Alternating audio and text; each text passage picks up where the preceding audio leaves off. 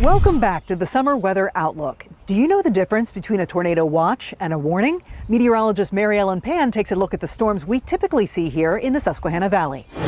As we head into severe weather season, the News 8 storm team wants to make sure you are prepared, that you know how to receive watches and warnings, and you know the difference between a watch and a warning.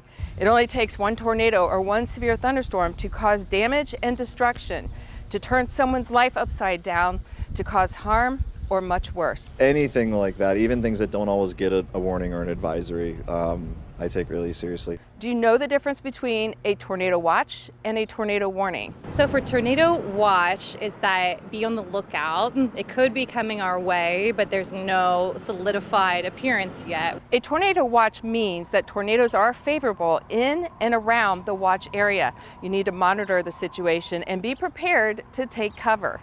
A tornado warning means a tornado has been sighted or radar indicated, prompting you to take immediate action and seek shelter in the basement or in the centermost part of your home away from windows. The strength of tornadoes is measured by the Enhanced Fujita scale or the EF scale. The weakest, an EF0, with wind speeds of 65 to 85 miles per hour. The strongest and most incredible, an EF5. An EF5 has winds over 200 miles per hour. Here in the Susquehanna Valley, we typically see EF0 to EF3 tornadoes. Now, while tornadoes are dangerous and destructive, so are severe thunderstorms. We don't see tornadoes, again, thankfully, a lot, but we do see lots of thunderstorms. Do you know the difference between a severe thunderstorm watch and a severe thunderstorm warning? I mean, I can take a guess. I do know people probably get them screwed up. I've heard people talk about it, and I've seen it on Facebook. People are confused with the terms. A severe thunderstorm watch means conditions are conducive to the development of severe thunderstorms within the watch area, so be prepared. A warning means take action now. A severe thunderstorm has actually been observed by a trained spotter or indicated on radar and is happening in the warned area.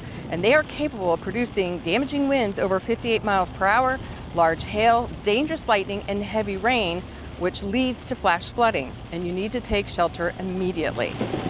Straight line winds of a severe thunderstorm can be as high as 100 miles per hour. That's as strong as a weak tornado. In fact, because of the significant damage they can produce, many often assumed it was caused by a tornado. It is very important to note a severe thunderstorm warning should be taken just as seriously as a tornado warning. Thank you, Mary Ellen. Well, it's a phrase you often hear when there's flooding. Turn around, don't drown. Meteorologist Mike Susko has tips on what to do if you get stuck.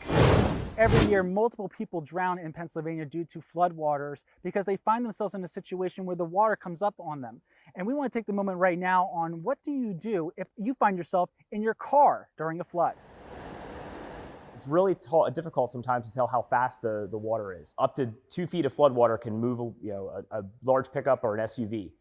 So 6 inches can knock a person over. Lieutenant Rick Flynn of Manheim Township Fire Department says the first thing you need to do in a flooded car situation is to remain calm. Panic is not going to be your friend on this. You don't want to get worked up to the point that you can't think. Flynn says if the water is not moving and you think you can get out safely, to get out and to get to high ground. But if you can't get out safely, the best thing to do, roll down the windows of your vehicle, stay put if you can inside the vehicle until potentially the water starts to come up in, and then if it does, try to get out, get up to the roof, and wait for rescue.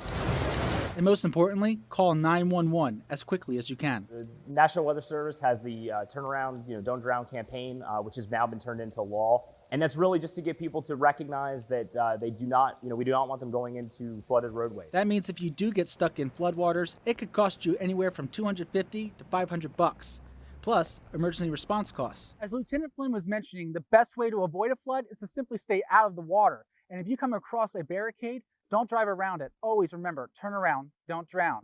For WGL News 8, I'm meteorologist Mike Susko. Thank you, Mike. Well, hurricane season is almost here, and last year we got the remnants of some storms in the Susquehanna Valley. Meteorologist Ryan Argenti is here with this year's outlook. Well, it's that time of the year again, folks. It's hurricane season, but there are a few things that we want to break down for you first. We're getting into what's called an end-zone neutral year. We're transitioning to what's called an end-zone neutral year, meaning that the sea surface temperatures are neither cooler or warmer than average for this upcoming season. But what can that mean for the upcoming hurricane activity. What we're expecting in 2025 is sort of a neutral year. We're not going to be in El Nino or La Nina most likely. So that can introduce a little more uncertainty into what the overall pattern of the hurricane season looks like. Dr. Michael Brennan, director of the National Hurricane Center, says right now it's hard to determine whether the upcoming hurricane season will have above average or below average activity. So how can you prepare for the hurricane season? First, know your risk. Is your home prone to storm surge, flooding from heavy rain, strong winds, or even rip currents? Second, prepare your supplies. Grab extra food, water, batteries, chargers, a radio, money, whatever you need.